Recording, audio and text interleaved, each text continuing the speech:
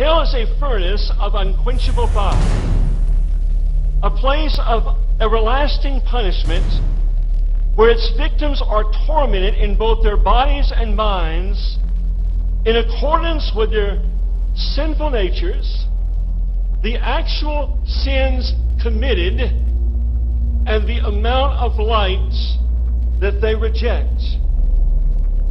Hell is a place for which God's wrath is revealed as a terrifying, consuming fire, and men live with unfulfilled lust and desires in torment forever and ever.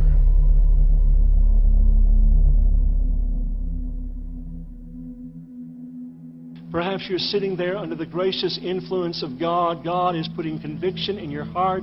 This is the goodness of God seeking to lead you to repentance. And here is what God says you must do to flee from the wrath to come. Number one, be afraid, first of all, because the wrath of God abides on you.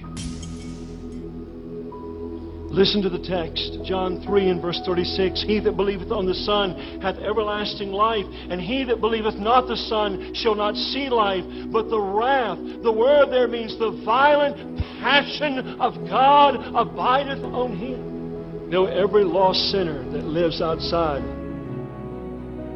of divine protection, as only given through Christ today, has abiding, resting upon them, the wrath of God.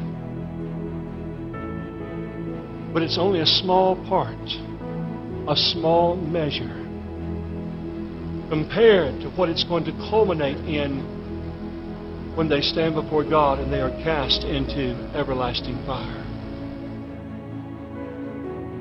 At this very moment, in this very place, some are on the threshold of eternity.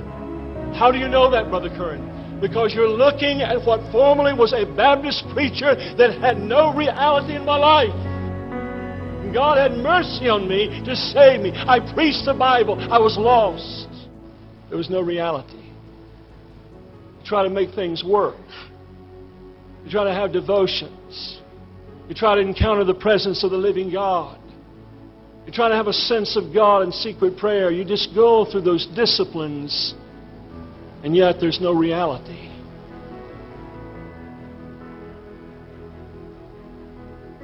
And here's probably the greatest evidence that you're outside of Christ, and the fact you have no power to overcome sin.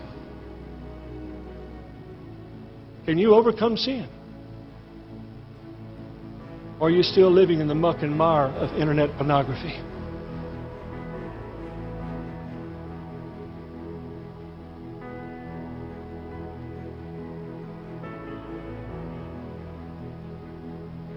Secondly, I would encourage you to seek the Lord while He may be found and call upon Him while He is near. Isaiah chapter 55. Listen, friend, that admonition presupposes that there can come a time where you'll seek the Lord, but He will not be found. If God's dealing with you, if there's conviction, if there's brokenness, if there's an understanding of your sin, fly to Christ. Look to Christ.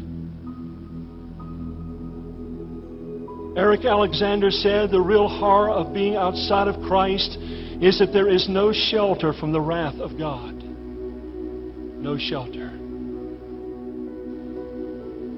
Thirdly, abandon all hope of saving yourself. Abandon all hope of saving yourself. Attempting to be moral and live up to these standards that you've heard in these days without the power of grace resident in your heart will only aggravate sin and increase your apostasy.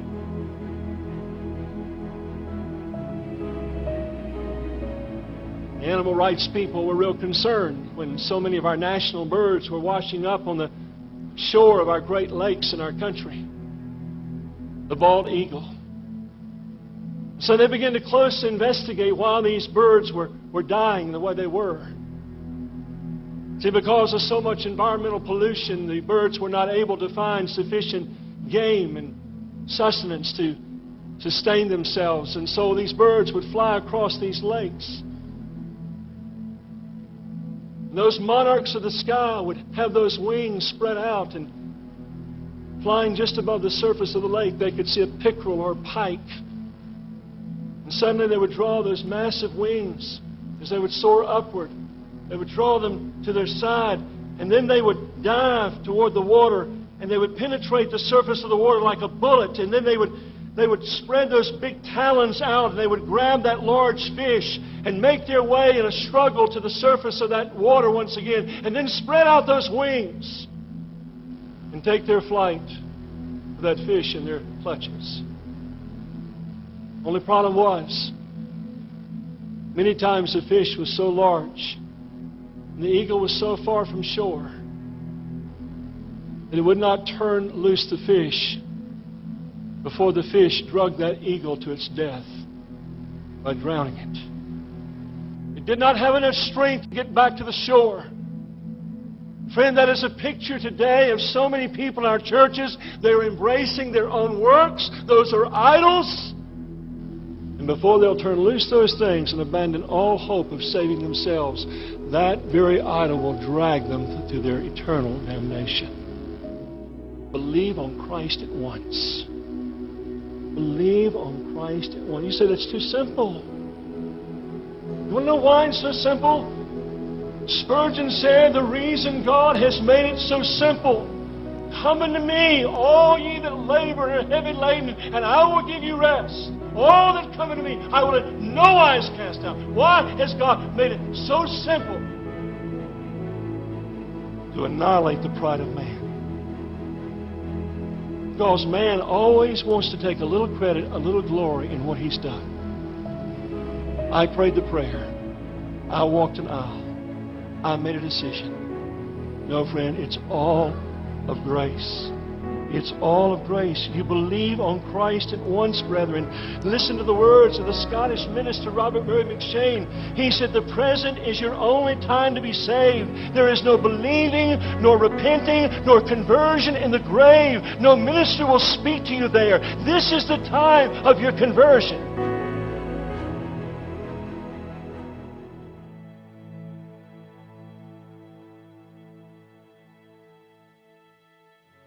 So once again, perhaps the words of Leonard Ravenhill are fitting.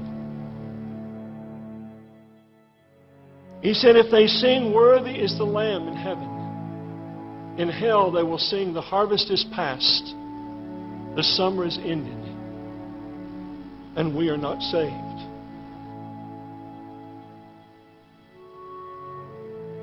Isn't it a good thing that God remembers mercy and wrath?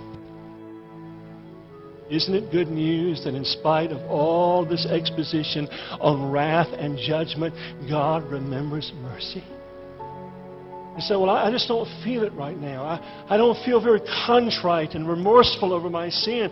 Listen, friend, if God has given you understanding, I want to use a term that Spurgeon coined, duty faith. You leave whatever is keeping you from Christ and come to Him, and I can assure you, He will show Himself strong on your behalf and save you to the uttermost.